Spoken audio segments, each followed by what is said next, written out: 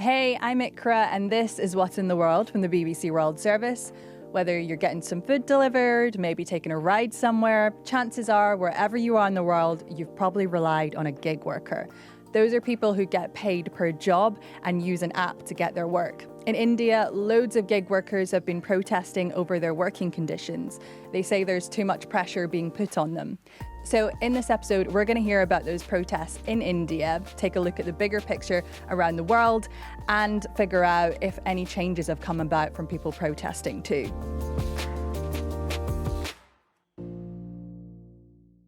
We wanted to hear from some of you guys on this too, why you're doing gig work. There can be some upsides to it too. So here's Manisa Ajima. She is a food delivery driver in the US. So I have been unemployed for about a year and a half, I believe so. And I think that was kind of the main thing that thrusted me into being a gig worker. Like sometimes I'll work like it's a whole 10-hour shift, like from 6 a.m. all the way to about 5 p.m. I don't like driving at night. Sometimes I'll work like a block a day, like where I'll do like just a lunch rush, which is like 11 to about like 2 p.m. So day to day, it's kind of just depends. Some weeks I work like every single day. Some weeks I'm like, okay, I just feel like picking up a little 1-2 shift. The pro is the flexibility, the fact that when I'm ready to work, I can get up to work. However, of course, the cons are, car maintenance, not having like insurance, and then of course there's no benefits. You can't take any sick days, and you're basically covering your own expenses essentially. But I don't know. I just feel like the flexibility and freedom, and the fact that I get to be outside sometimes with especially working in a corporate office. I was an admin assistant prior to this.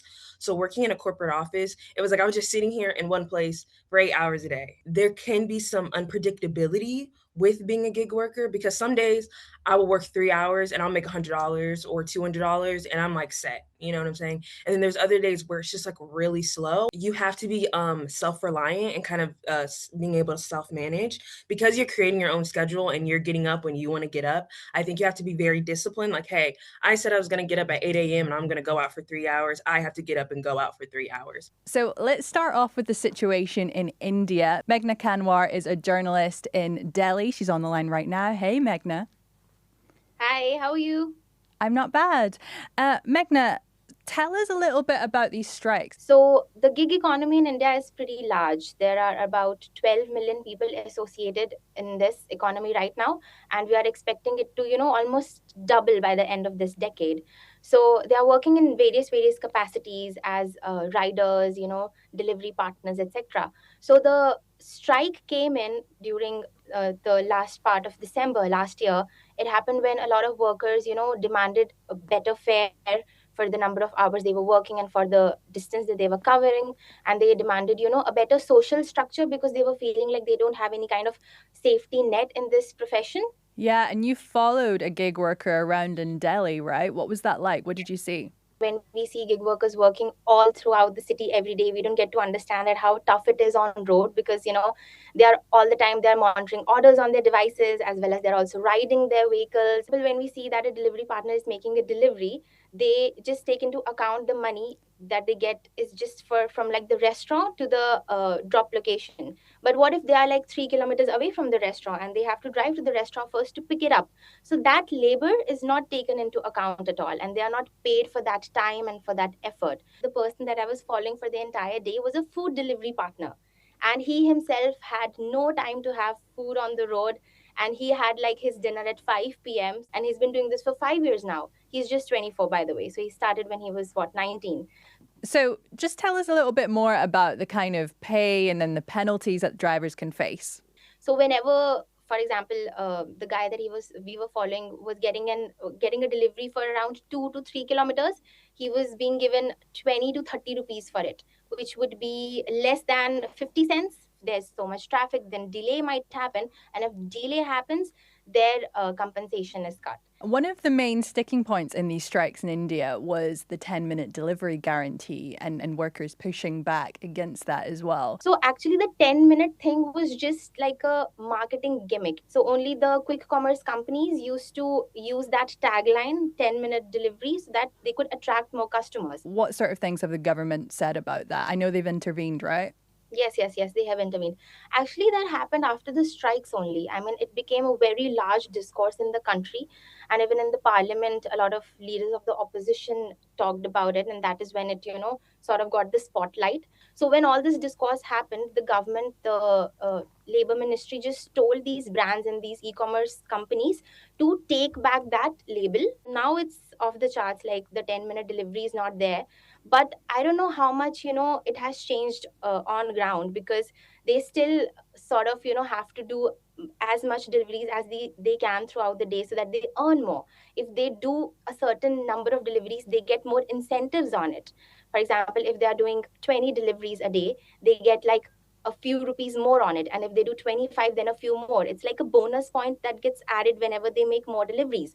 So that is the reason why they, rush on the road. There's traffic, and a lot of times we see here in India, delivery partners meet with a lot of accident. But at least, I mean, they got heard when, this discourse started after this strike. So that's really nice. So we're getting an idea there of these protests and how they might have affected, put pressure on the Indian government.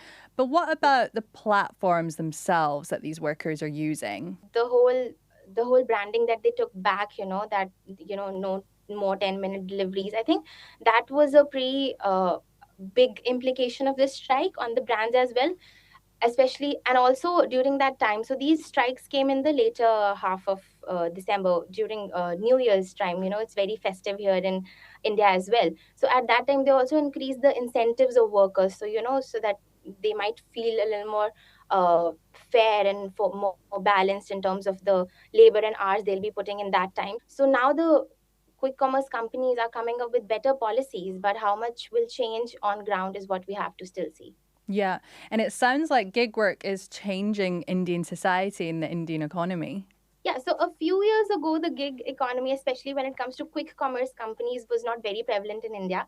But in front of my eyes only, it has grown exponentially, because now we have so many companies in place which are going to deliver whatever you want, be it medicine, food, any kind of help, domestic help, groceries, anything can come to your doorstep within a few minutes. So I think now the people, Indian people, especially in metropolitan cities, are also getting used to it, used to the, comfort of their home and getting things done. So I think with time, this is just gonna upscale a lot more. That is why, there needs to be better laws as well, because if that much amount of your population is gonna be included in one sector, so it definitely needs to be, taken care of.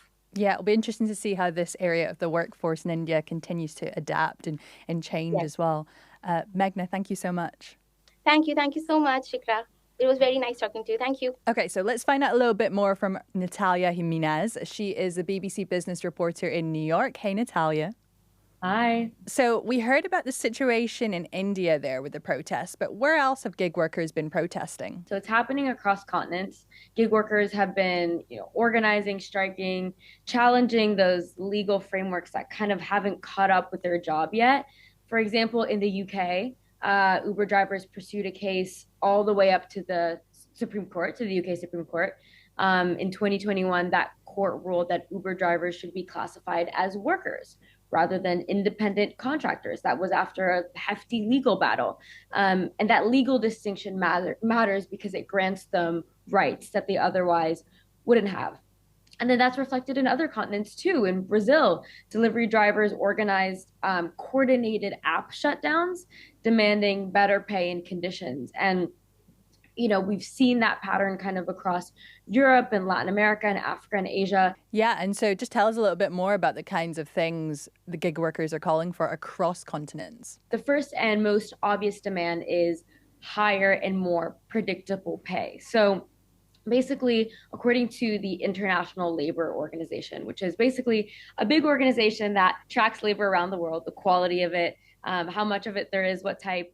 And so their findings were that many location-based gig workers earned less than the local minimum wage in those countries when you subtract those extra expenses. So, for example, the cost of fuel or, health coverage, those things aren't usually offered to them as benefits. Another major issue is algorithm transparency. So again, these apps are ruled by certain algorithms. So workers often say that they don't understand why, if you're working for Uber, for example, as a delivery driver, why their ratings change or why the amount of work that they get changes.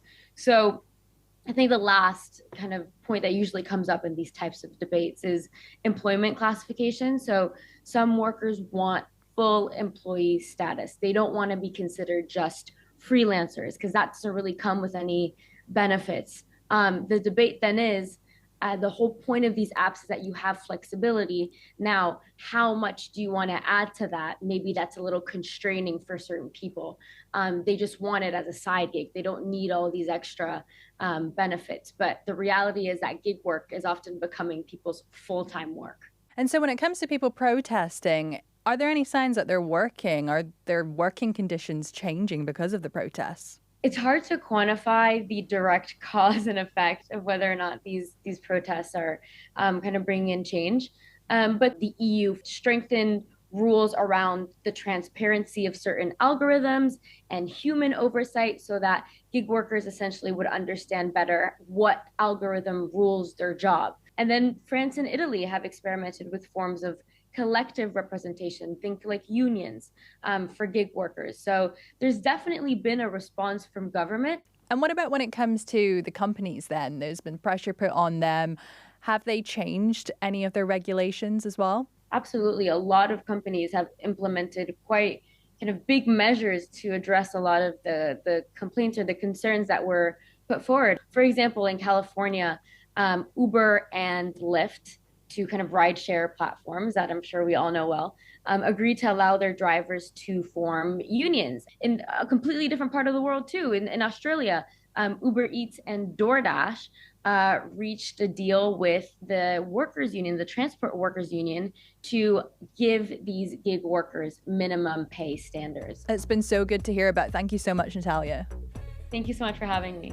And that's it for today. Are there any other protests going on in your part of the world that we should be talking about? Remember, you can comment below at any time, like and subscribe too. But for now, I'm Ikra. This is What in the World from the BBC World Service, and I'll see you guys soon. Bye.